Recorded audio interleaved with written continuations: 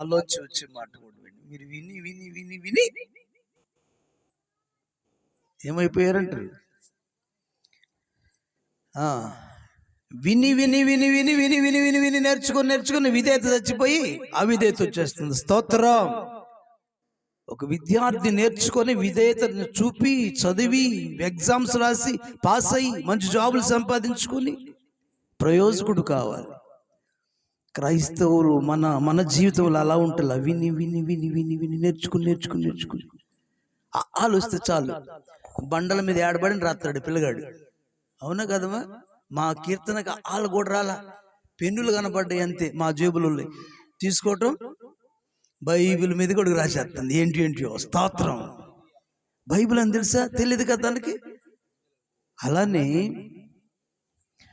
కొంచెం వస్తే చాలు ఏమైనా. కాబట్టి ప్రభునందు ప్రియమైన వాళ్ళరా, ఈ రాత్రిలో పరిశుద్ధాత్ముడు నీతో కూడా నాతో కూడా మాట్లాడు. నేర్చుకుంటే విధేయత రావాలి, జ్ఞానం రావాలి. జ్ఞానము వలన మనకు ప్రయోజనం.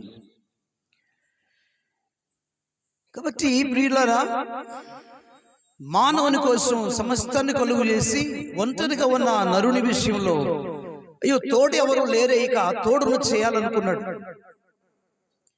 ఒక రాత్రిలో నిద్రను, గాఢ నిద్రను కలుగు చేశాడంట దేవుడు. ఏం కలుగు చేశాడు?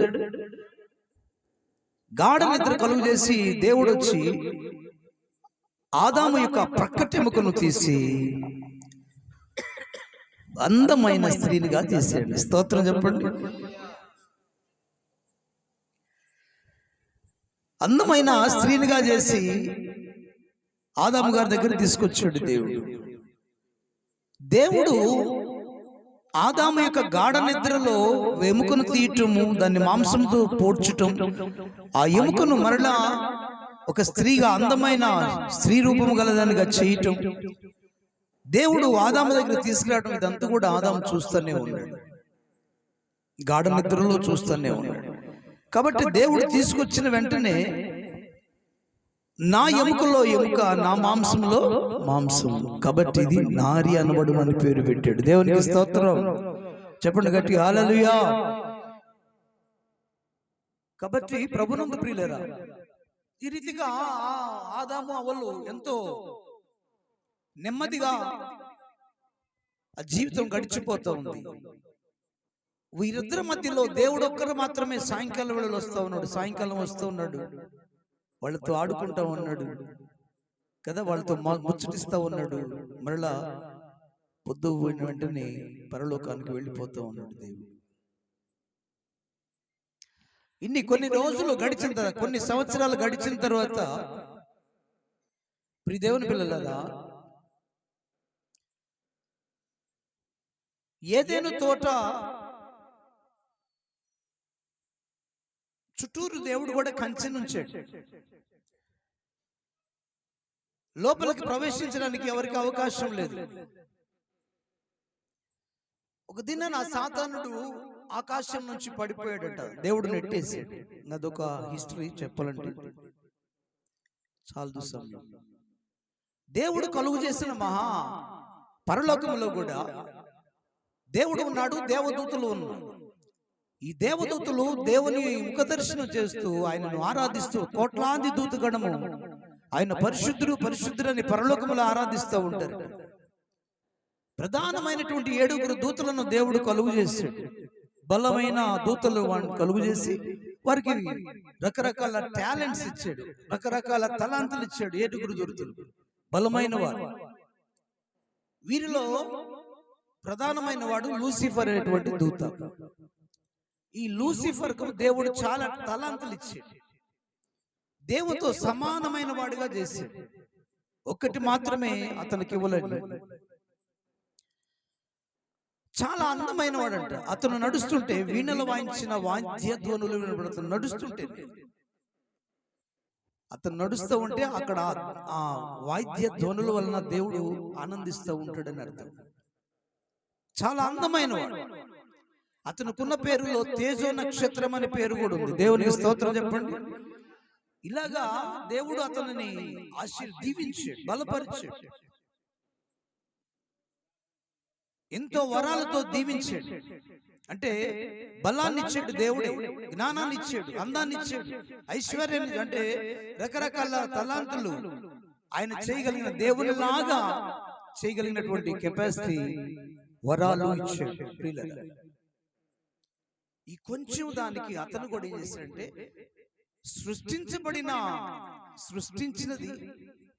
సృష్టించినటువంటి సృష్టికర్తకు లోబడి ఉండాలి. కానీ ప్రియులరా, తనకిచ్చినటువంటి తలాంతులను బట్టి దేవుని మీద అతిశయించాడు.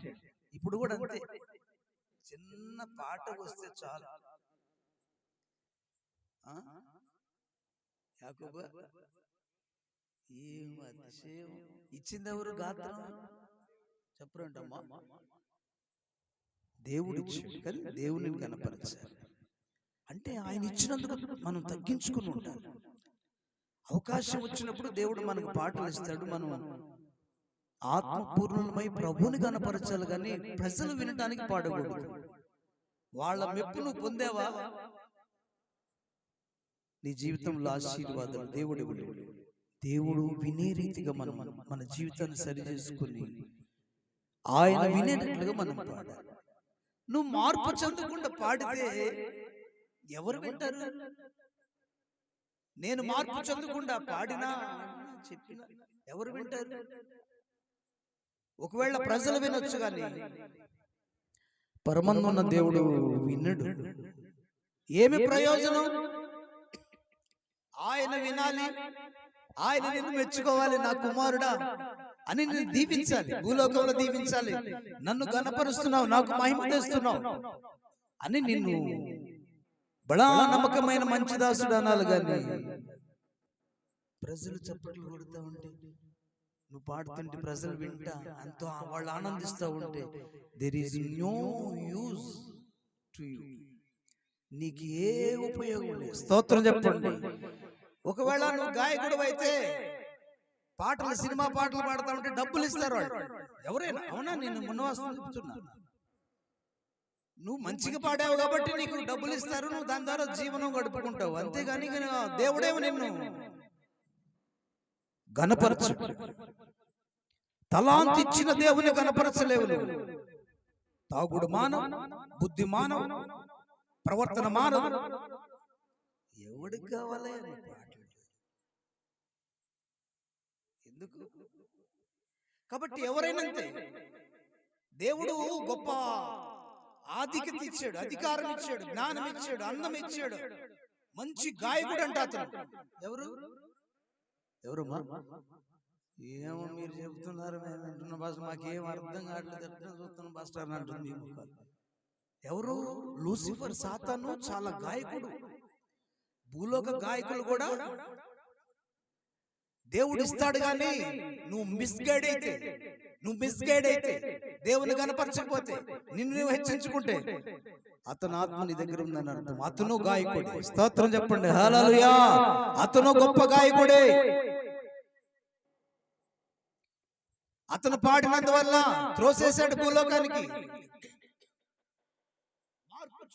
తను దేవుని స్వాధీనంలో ఉన్నప్పుడు, దేవునికి లోబడి ఉన్నప్పుడు, అతను పాడిన, అతను నడిచిన, అతను ఏం చేసిన దేవుని పక్షనుంటే దేవుడు ఇష్టపడ్డాడు, దేవుడు ఆ మహిమ తెచ్చుకున్నాడు.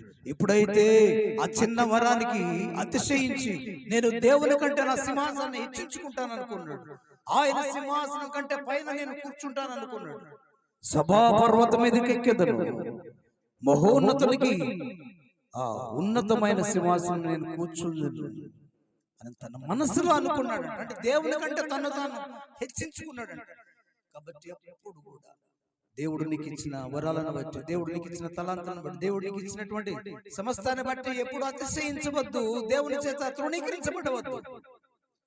తగ్గించుకో, దేవుడు నిన్ను హెచ్చిస్తాడు. దేవునికి స్తోత్రం చెప్పండి గట్టి, హల్లెలూయా.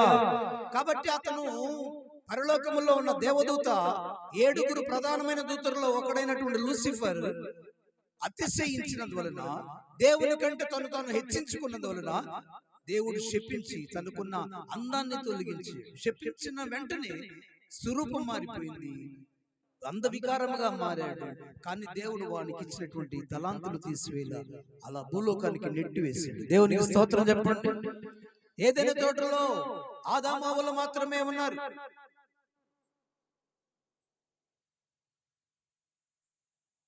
భూలోకంలో అలా త్రోసివేయబడినటువంటి సాతాను లూసిఫర్ వచ్చాడు. ప్రిబిడ్డ, చుట్టూరు కంచె మాత్రం ఉంది. ఏముందంట? ఏదైనా తోట చుట్టూరు కంచె ఉంది, అతను పోవటానికి స్కోప్ లేదు. ఏదైనా తోటలో ఆదామును ఉంచి 2 పనులు అప్పచెప్పాడు. ఒకటి, నా తోటను జాగ్రత్తగా కాయమన్నాడు. స్తోత్రం చెప్పండి. రెండవది, నా తోటను సేద్యపరచమన్నాడు. దాన్ని జాగ్రత్తగా కాయమన్నాడు. రెండవది, దాన్ని సేద్యపరచమన్నాడు. ప్రిబిడ్డ, సరిగా కాయలేకపోయాడు. ఓ యజమానుడా, నీ కుటుంబానికి నీవు కూడా ఒక కాపలాదారుడు. ఓ సంఘ కాపరి, నీవు కూడా నీ సంఘానికి ఒక కాపలాదారుడు. సంఘంలో ఉన్న పెద్దలు కూడా సంఘానికి కాపలాదారుడు. జాగ్రత్తగా కాయాలి, జాగ్రత్తగా నడిపించాలి, బాధ్యత అన్నమాట. అయితే ఆదాము ప్రియులరా సరిగా కాయలేకపోయాడు. ఏదైనా తోటలోకి ప్రవేశానికి చూస్తా ఉన్నాడు సాతానుడు. ప్రియులరా, భూమి మీదకి పడినటువంటి తనతో పాటు కొందరు దూతలను కూడా తీసుకొచ్చుకున్నారు. వారు ఈ లోకంలో పూజించబడుతున్నటువంటి దేవతలు, దేవుళ్ళు అనబడినటువంటి వారు. ప్రియ దేవుని బిడ్డ, సమయం కోసం ఎదురు చూస్తా ఉన్నాడు. ఒక సమయం రాని వచ్చింది. ఏదైనా తోటలో ఒంటరిగా కనిపించింది అవ్వ. ప్రియులారా గమనించండి, సాతానుడు డైరెక్ట్ గా భూలోకానికి పడిపోయిన తర్వాత అతను దురాత్మ కాబట్టి మనుషులకు కనిపించండి. ఎవరికి కనిపించండి? దురాత్మ. దానికి ఒక బాడీ కావాలి. ఆ బాడీ కోసం ఎదురు చూస్తా ఉంది. ఎవరిలో నేను ప్రవేశించి ఈ సృష్టిని నాశనం చేయాలని కోరుకుంటుంది. భూలోకంలోకి వస్తూ కూడా నీవు చేసిన సృష్టిని అంతా నాశనం చేస్తానని దేవునికి వ్యతిరేకంగా నిలబడి ఈ లోకానికి పడిపోయాడు సాతానుడు. అవకాశం చూస్తా ఉంది ఏదైనా తోటలో. అవ్వ దగ్గరికి రావడానికి స్కోప్ లేదు. ఏదైనా తోటలో ఆదాము దగ్గరికి సాతాను రావడానికి స్కోప్ లేదు. దేవుడు కంచెను వేశాడు. కొద్ది కాలం చూసింది ప్రియులారా, అవకాశం చూస్తూ ఉంది. ఒక్కటి కనిపించింది. ఎవరు? సాతానుకి ఎవరు కనిపించారు మొట్టమొదటిగా? అవు కనిపించలే మొదటిగా. చూడండి, గ్రంథం చదవండి.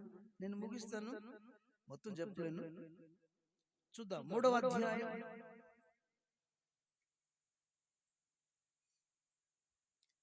మొదటి వచనం.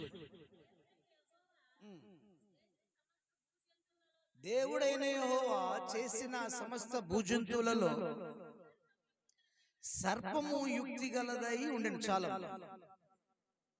దేవుడు చేశాడు. జంతువులన్నిటిని చేస్తే వాటిలో సర్పం అంట యుక్తి కలదట. సర్పము యుక్తి గలదై ఉండెను. చదువు. అది ఆ స్త్రీతో ఏదంట? అది అన్నాడు. అది అడుగుతుంది అనుకుంటు. చూడం, చదువు. ఆ స్త్రీతో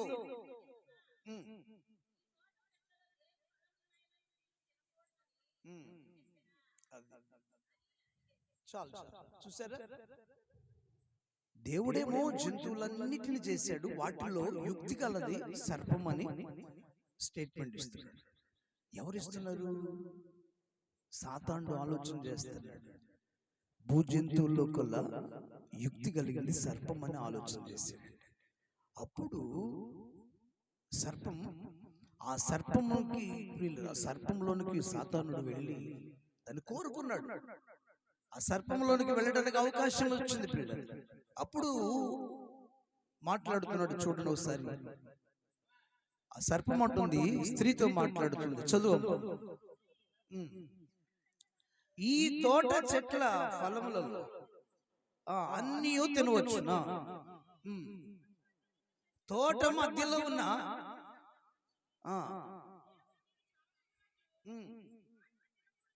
తోట మధ్యలో ఉన్న చెట్ల ఫలాలను గురించి మీరు తినకూడదనియు వాటిని ముట్టకూడదనియు చెప్పినని ఎవరితో అన్నదంట?